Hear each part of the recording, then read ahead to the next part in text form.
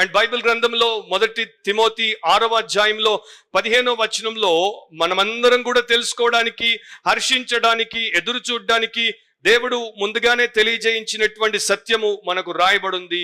1 Timothy 6:15 శ్రీమంతుడును అద్వితీయుడునగు సర్వాధిపతి, ఆయన సర్వమునకు అధిపతి. And ఆయన అద్వితీయుడు అంటే ఆయనతో పాటు మరొకడు పవర్ ని షేర్ చేయడు, ఆయనతో పాటు మరొకడు అధికారాన్ని లేకపోతే పాలనను, సామ్రాజ్యాన్ని పంచుకోవడానికి అవకాశమే లేదు. యుక్త కాలముల యందు ఆ ప్రత్యక్షతను కనుపరచును. ఆ సర్వాధిపతి, అందరికీ అధిపతి అయినటువంటి ఆయన రాజులకు రాజును, ప్రభువులకు ప్రభువునై ఉన్నాడు. సో ప్రస్తుతం ప్రపంచాన్ని ఎవరు పాలించినా, ఎలా పాలించినా, అది ఎంత దుర్మార్గంగా, ఎంత దయానీయంగా, ఎంత దరిద్రంగా మనకు అనిపించినా త్వరలోనే, చాలా తొందరలోనే ఒక దినం రాబోతోంది, ఒక గడియ రాబోతోంది. ఆ రోజున మన రాజు సర్వోన్నతుడు, సంపూర్ణుడు, అందరినీ నిజంగా ప్రేమించి సిలువలో దాన్ని వెల్లడిపరిచినటువంటి ఆ రాజు దీన్ని చేజిక్కించుకోబోతున్నాడు. సో అది ఇక్కడ మనకు తెలుపబడింది. మనం ప్రతిరోజు ప్రార్థన చేస్తాం. ప్రభు నేర్పినటువంటి ప్రార్థన మత్తయి సువార్త 6:10 నీ రాజ్యం వచ్చుగాక. సో అది వచ్చేసిన సమయంలోనికి మనం వచ్చేసాం.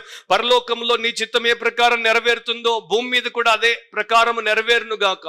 పరలోకంలో కంప్లీట్ గా గాడ్స్ కింగ్డమ్, అక్కడంతా కూడా దేవుడి చిత్తమే. కానీ భూలోకంలో ఆ రకంగా లేదు. త్వరలో అదే పరిస్థితి భూలోకంలోనికి కూడా వస్తుంది. సో దీన్ని మొదట ఏమంటారంటే దేవుడు ఆ రాజ్యమును తిరిగి తీసుకున్నాడు అండ్ ఇక ఆ రాజ్యాన్ని ఆయన పాలిస్తాడు. అదే ఇక్కడ మనకు ప్రకటించబడుతోంది. ఈ లోక రాజ్యము మన ప్రభువు అంటే సర్వోన్నతుడైనటువంటి దేవుడి గురించి బైబిల్లో, న్యూ టెస్టిమెంట్ లో, ముఖ్యంగా ప్రకటనలో ప్రభు అని వాడబడింది. ఆయన రాజ్యము, ఆయన క్రీస్తు, యేసుక్రీస్తు యొక్క రాజ్యముగా ఆయన, అండ్ ఆయన యుగ యుగముల వరకు దానిని ఏల్తాడు. యేసుక్రీస్తు యుగ యుగాలకు రాజుగా ఉంటాడు, పరిపాలిస్తాడు. ఆయన వచ్చినప్పటిక ప్రతి విధమైనటువంటి చెడును తొలగిస్తాడు, అన్యాయాన్ని తొలగిస్తాడు, అక్రమాన్ని తొలగిస్తాడు, ప్రతి విధమైనటువంటి అపరాధమును తొలగిస్తాడు. అదేంటో కూడా ప్రకటన 20వ అధ్యాయంలో 1000 ఏండ్ల పాలనలో భూమి మీదే మనం చూస్తాము. కానీ తర్వాత నిత్య రాజ్యంలో ఇక అసలు మనకు ఎక్కడ వెతికినా కూడా చెడు కనపడదు, ఎక్కడ వెతికినా కూడా తప్పు కనపడదు.